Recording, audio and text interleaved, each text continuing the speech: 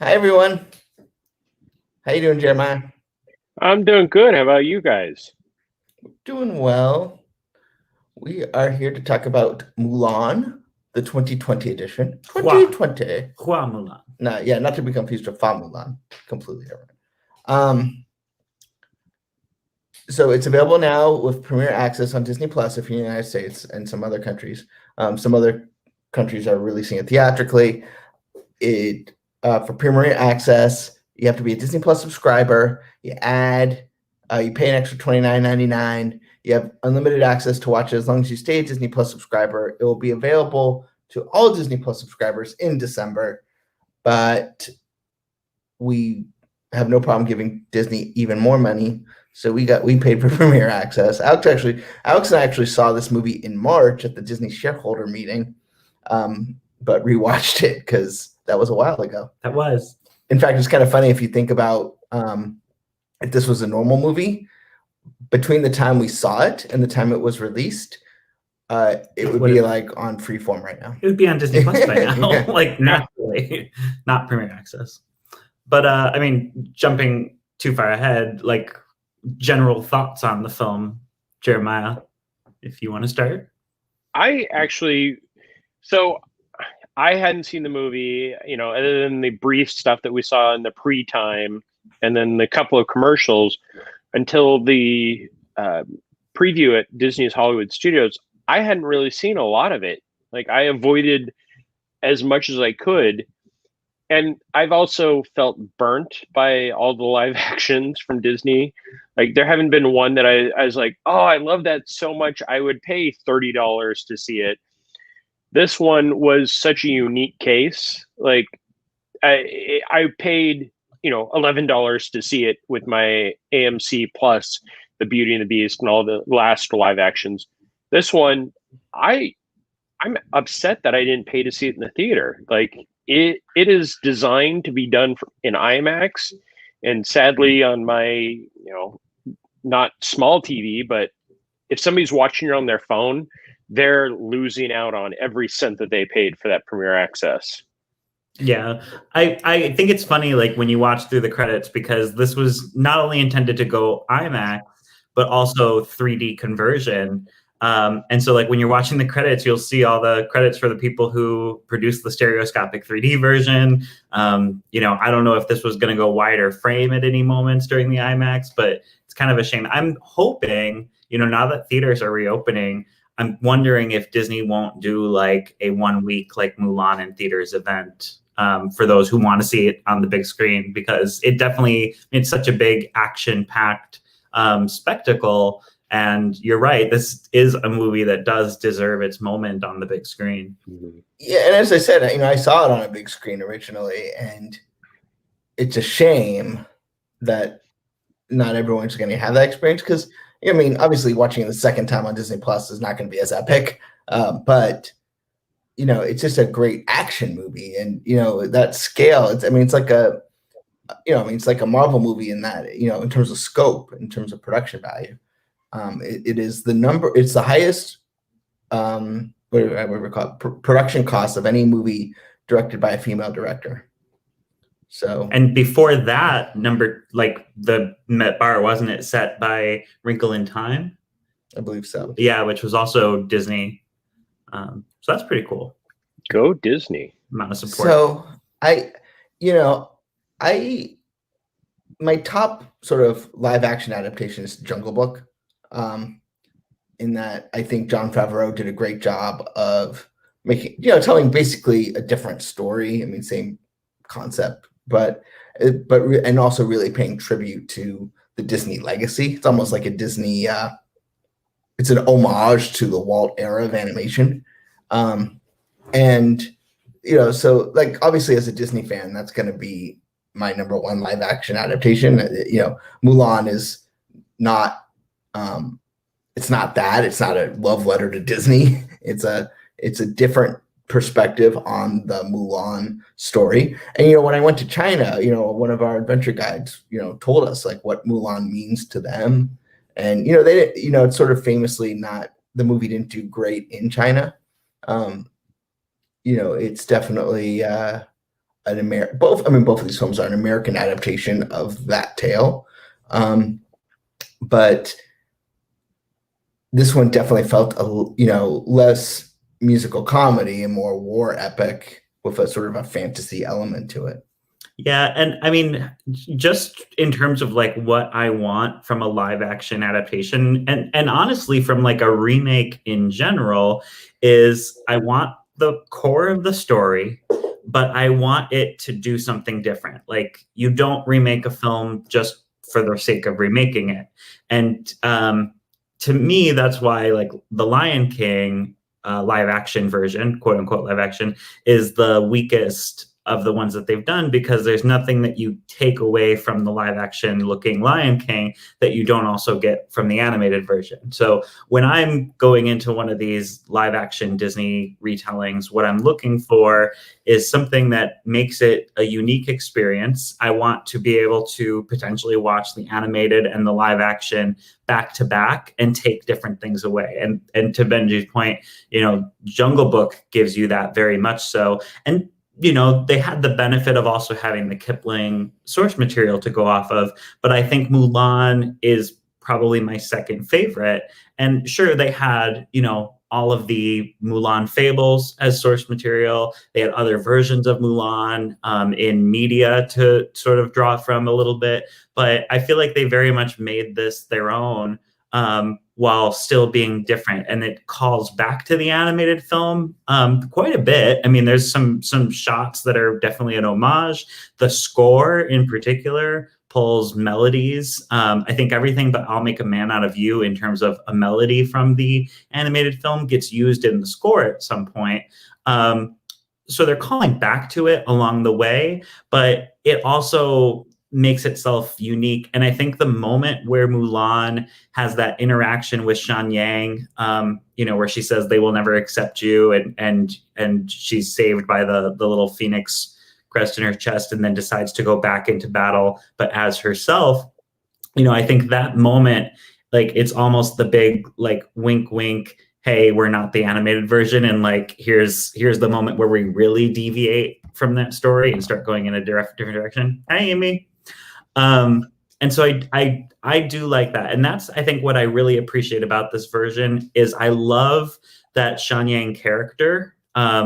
And there's kind of a lot of poeticism about, I know a lot of Disney fans were upset just hearing that there was no Mushu.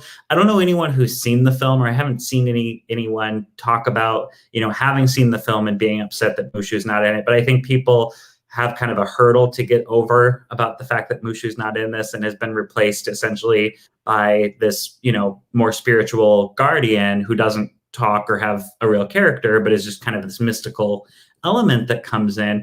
But I found it to be very poetic that the character Zhang Yang shapeshifts into a hawk. Meanwhile, Mulan's spirit guardian is a phoenix, and kind of this bird symbolism. And I feel like in Asian culture in general, but in Chinese culture as well, birds play a powerful role. I know in Japanese culture, the crane is perceived as carrying a person's soul from this world to the next when they pass on. So I thought that was really beautiful that they kind of had that symbolism in there. And I'm guessing it reads differently depending on, your own personal spiritual beliefs. I think, Alex hits on the head. It's nice that, Marvel kind of does this very well, right? They have a source material, and then they take what is inherently special about it. Tony Stark being alcoholic. No, genius. Like sort of the reformed arms dealer.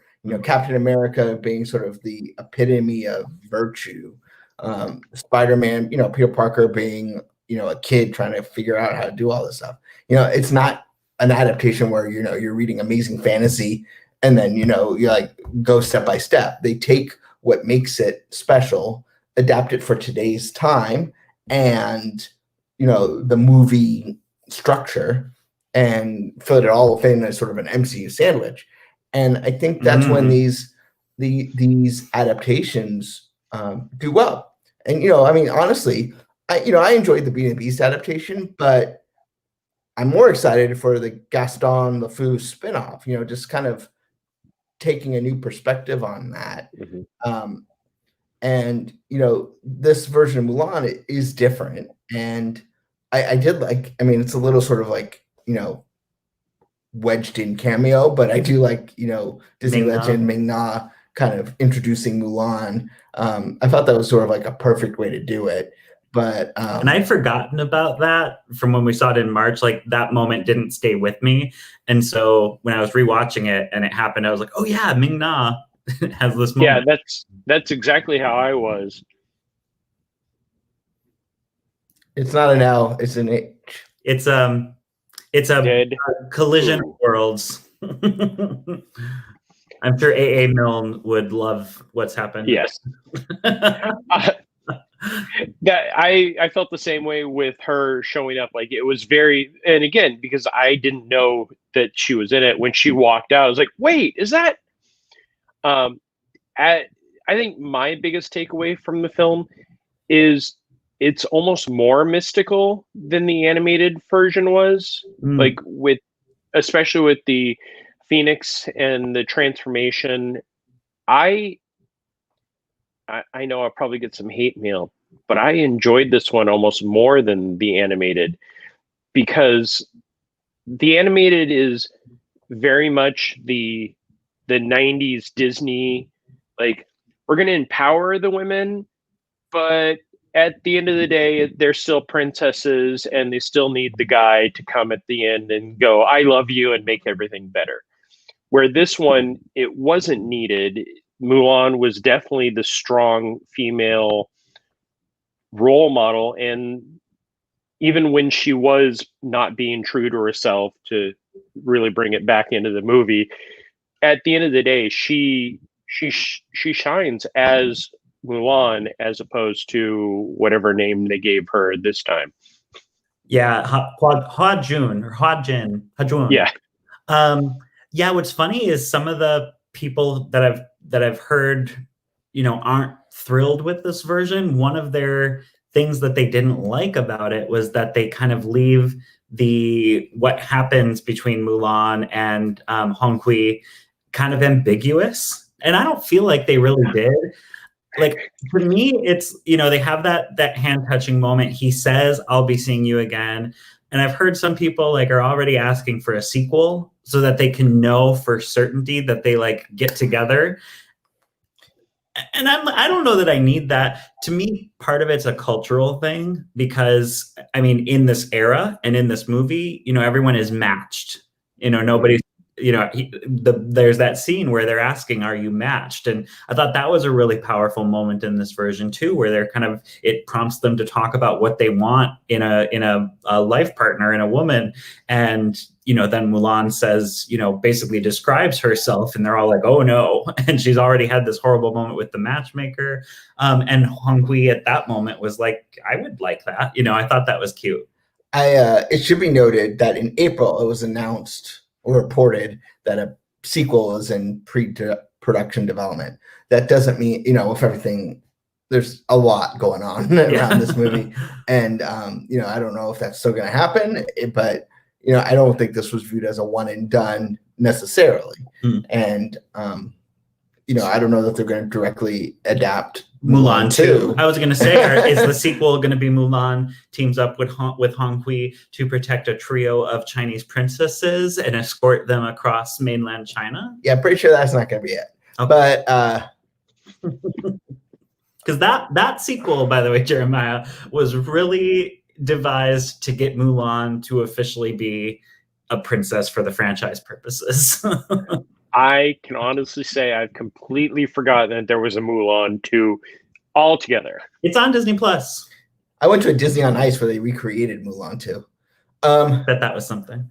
That was something. And it's funny because, with Mulan, my history of Mulan was always a bit complicated.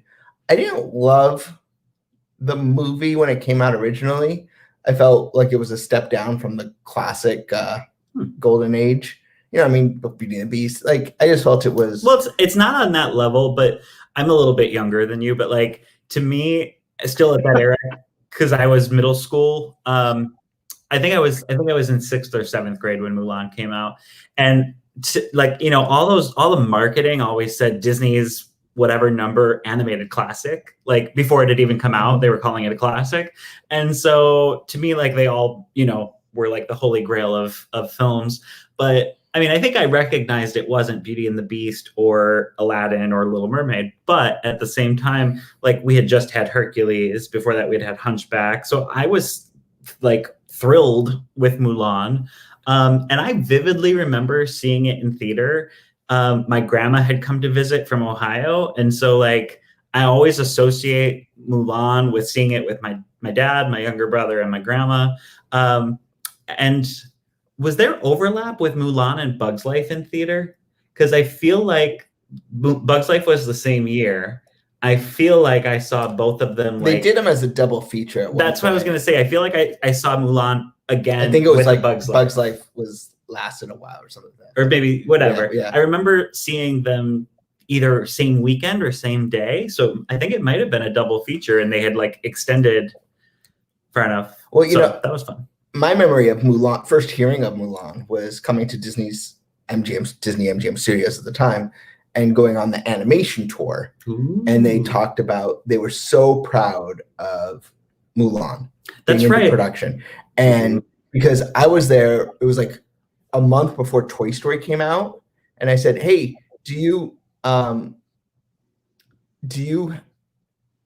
anything about Toy Story?" And like, no, all we care about is Mulan. Because I was like, Toy Story was weird because like it was Pixar, and I didn't know what Pixar was. I was what 95? Well, Toy Story came out in 95. Yeah, so it would have been 95 that I was there. So I was like 12. And Mulan was completely made 13. That was the first movie completely made in Orlando. So they were focused on Mulan, and it became sort of part of the triumvirate of Mulan, Lilo and Stitch, and Brother Bear. And looking back, it's these three sort of classic, smaller scale Disney animated movies that I think have lived on far beyond what, as sort of the baby studio they thought it would be. We're not talking about Treasure Planet anymore, but we still, sing Brother Bear songs, and Lilo and Stitch is obviously a huge deal to this day. Mm-hmm. So I remember, in fact, if you go to the feature animation building here at Disney Hollywood Studios, where it's now an office building, each level is based off of a different movie produced here. So it's 4 stories. So they throw in Lion King because they did work on Lion King, but it's Mulan, the Brother Bear level, and Lilo and Stitch level. They also worked on Home on the Range, but there's not a floor for that. Yeah. And we don't talk about that movie at all. The toilets. Amy has a question. Would you guys say Disney Plus has enough on it to make it worth getting the subscription? So yeah, it's what, $7? So yeah, it's a great price. I would say it depends what you're looking for or what your interest is. I personally love a lot of I love going way back to Walt era stuff, and I think they have a good selection. There's a lot missing. There's a lot of Walt era things that I would like to see come on there. But in particular, from 1990s on, it's pretty close to complete. There's a few things missing, but the 1990s to today, going about 6 months back, it's got almost everything Disney branded for sure.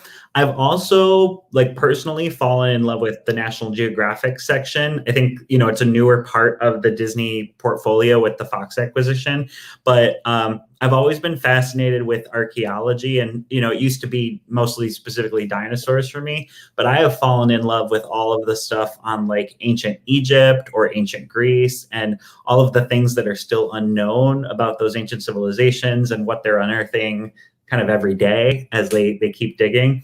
And I've found those to be the things that I turn to when I want something new, because I've seen a lot of what Disney has put out. And every week there's something, there's, anyway, some of it might not fit for you, but there's always something new.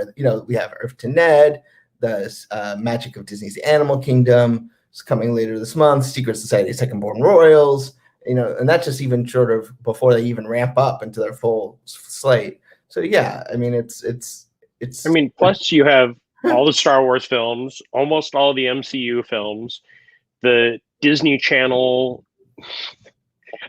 cartoons. Like That's for that age. Phineas and Ferb, I go back to almost nightly. Like that's my go-to when I'm about to fall asleep. I just turn on a Phineas and Ferb. And the three of us were just talking about how Phineas and Ferb Candace Against the Universe is hilarious, and we were quoting it. That movie alone, I think, is worth the $7.99 or whatever it is for the monthly subscription now. Also, a little bit of a hidden gem is the Australia preschool series Bluey, which it's not a preschool series. Like it's aimed at that audience, but it is great for all viewers. I highly recommend Bluey. There's a lot of things on there that are hidden gems. Legend of the Three Caballeros, One-on-One. The Chadwick.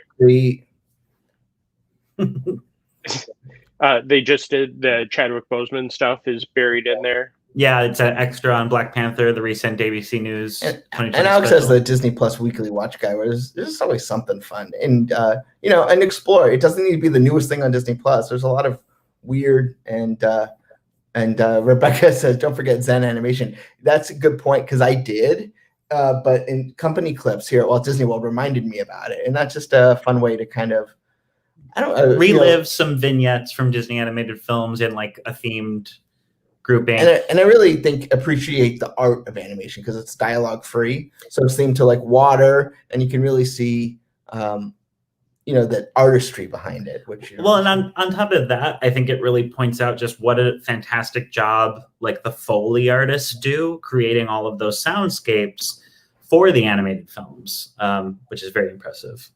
But steering back to Mulan a little bit, the actual thing we're supposed to be talking about. Wait, we're laughing place. We don't stay on topic. Was there a specific moment that became a favorite for you in this version? I love the translation between the animated to the live action, the small changes they did. Instead of her trying to get up to the top of the pole, she has to get up to the top of the hill with the water. But really, the stuff that made me want to see this movie in the big screen is just the backgrounds that they do. There are times where they just focus on China, and I love seeing it on my TV, but seeing that in an IMAX, there's a couple towards the end that are just stunning, especially when she's like in the early parts where she's riding through the mountains trying to catch up with everybody or trying to find everybody. There's some of those that, that alone I would pay to see in the theaters. The ending to me is like, I've had it sort of on the background a couple times, and I always just turn on the ending to see her father defend her, see the reaction of the community when the guards come and the guards respecting her and showing her what they've learned from her, I think is just really touching. And I don't know, I guess I enjoyed that. Yeah, mine's kind of on a similar page. I thought it was interesting. Like one of the most memorable moments from the animated version is the juxtaposition of Mulan's father and her underneath the magnolia tree, both, when she's defeated after her matchmaker visit, in the first act, and then at the end when she returns home and she's sitting under the tree with him, and then that's when Shang Li comes back and they get together. But I liked that in this version, they didn't necessarily try to recreate that scene specifically. There were other, homages in like the shot composition to the animated film, but they specifically didn't try and do that because I feel like that was almost an untouchable moment. It's so, perfect in the animated version, and trying to recreate it is kind of a fool's errand. And so they did something different that I thought worked even better, which is have the dad, well, not better necessarily, but different. And I appreciated it. Have the dad be the narrator and have that scene that Benji just described where, before he knows what she's done, he's already got her back and standing up for her, rather than disowning her like she would kind of expect. And then to have him get to watch, the recognition that she gets from the emperor, that was really sweet. And I love the fourth virtue too. I think the three virtues adds a lot. the whole, finding your chi and girls not being supposed to be in touch with their chi, almost like you said, having more of a mystical, spiritual quality to it. Not necessarily Star Wars, but like it almost takes that thing that becomes the Force. Like George Lucas was very inspired by Asian culture and Japanese culture, creating the Star Wars lore and mythology. And this is kind of going back to what inspired him with Star Wars in a way. I gotta say that, I'm no huge Christina Aguilera fan. I don't dislike her. I just don't. She's not your. I just don't care. And she wasn't your Mouseketeer of choice. She wasn't my Mouseketeer of choice. Benji's not a fan of like that genre music in particular. Growing up, the genre I listened to was Disney. So like I would just, I grew up in those classic Disney CD era, or like when I was driving, like that's why. So I just listened to those. I didn't listen to songs. The only it had to get. I mean, to this day, it had to break like a certain social level where I would even be aware of it.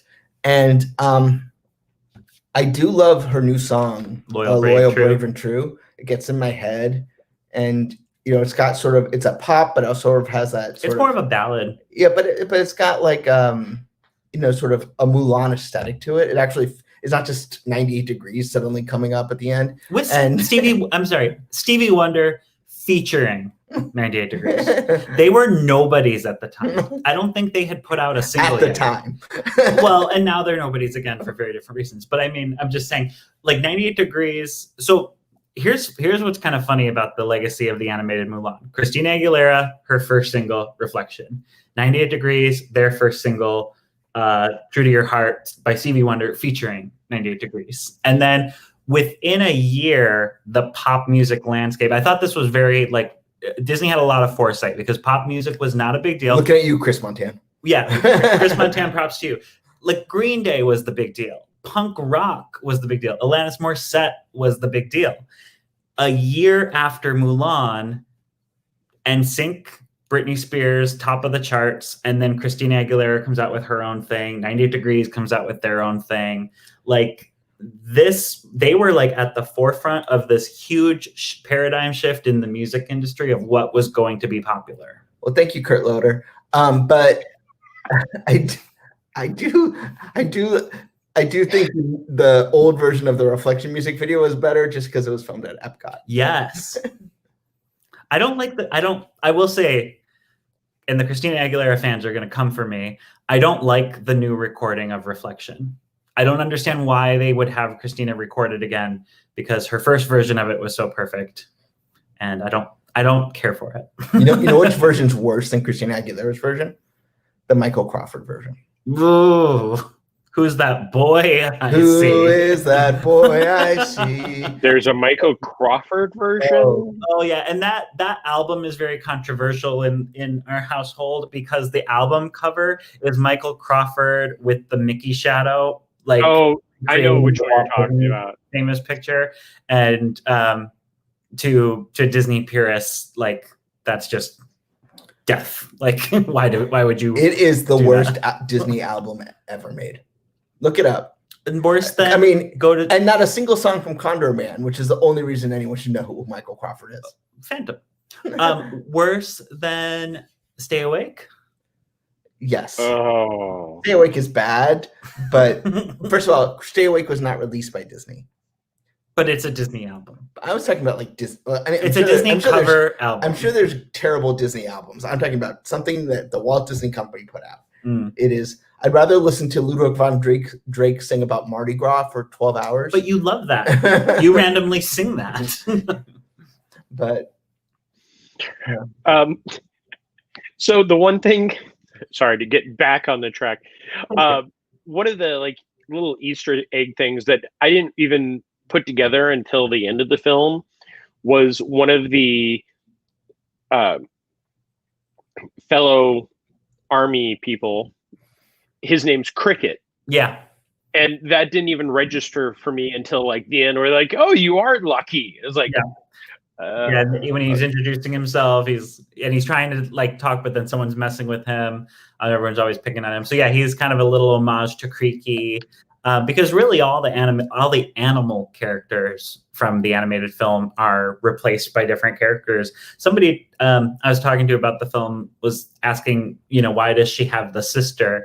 And I have read the novelization, and the sister was set up more, I think, in the screenplay than they used in the film as kind of being the perfect daughter, like exactly what a parent in this era in China would want. And that's why, like, at the end, you have her successfully get matched. Was supposed to parallel the fact that Mulan is like everything but what they would want. But in the end, she's, so exceptional. It's very secret society of second-born royals. We can't talk about that yet. We haven't reached the embargo.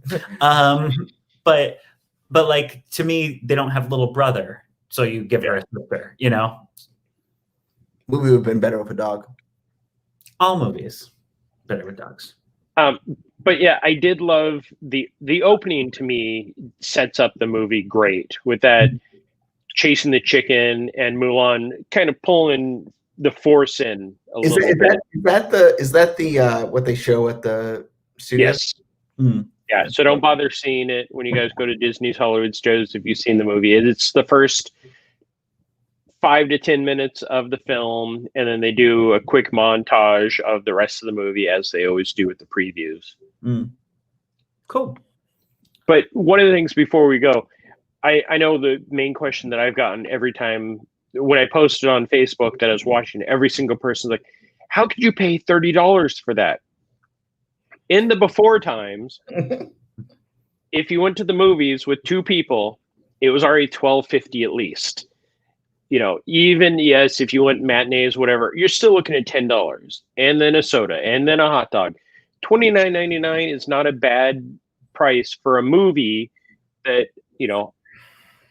5 different people are watching it that are connected with me on Disney Plus. You guys are watching it through Disney Plus, and then everybody that has the connection through your Disney Plus.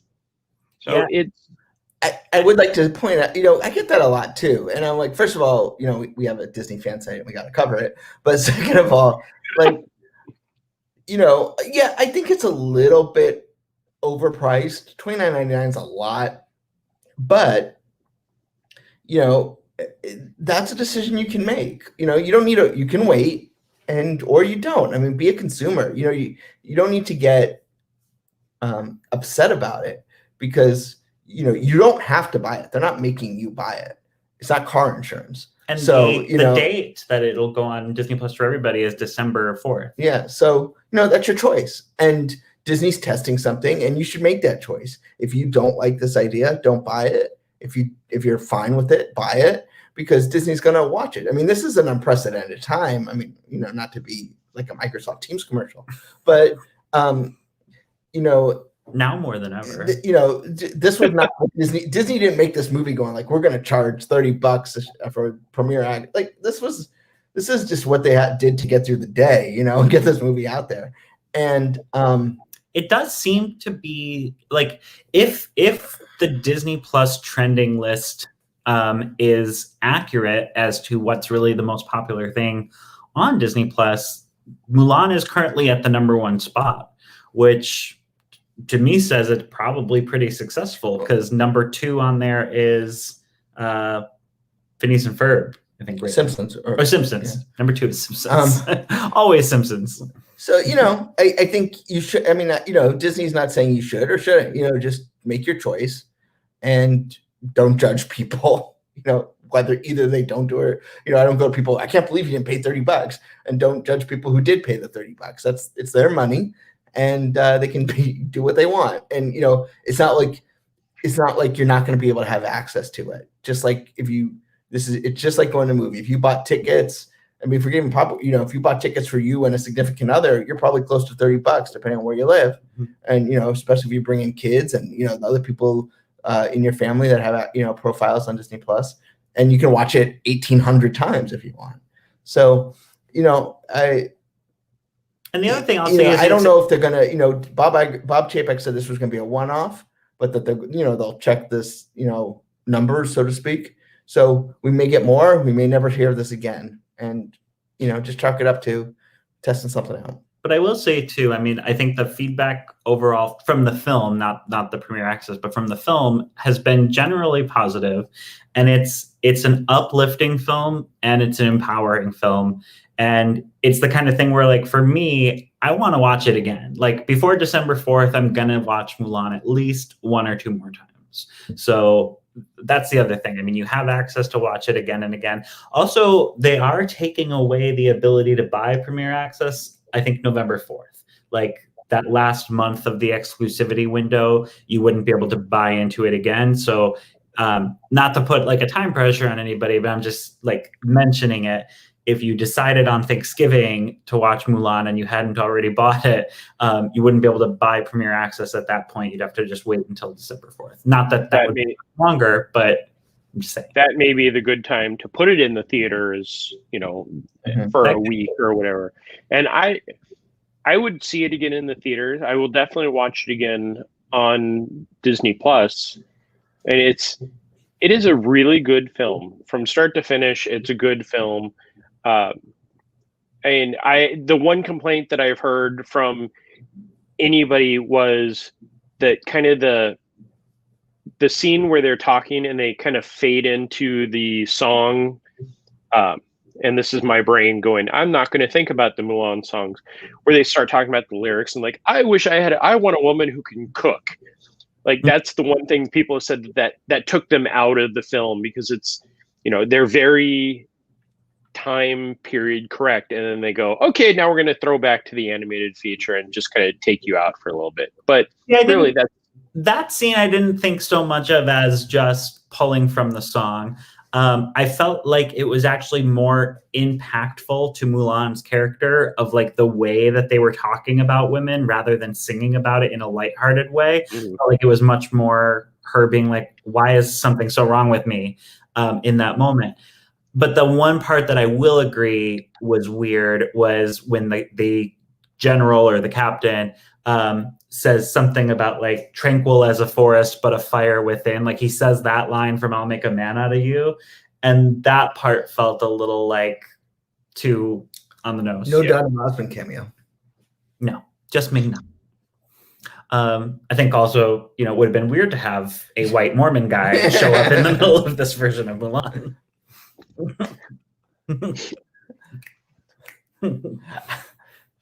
Somehow we always seem to bring up Weird Al.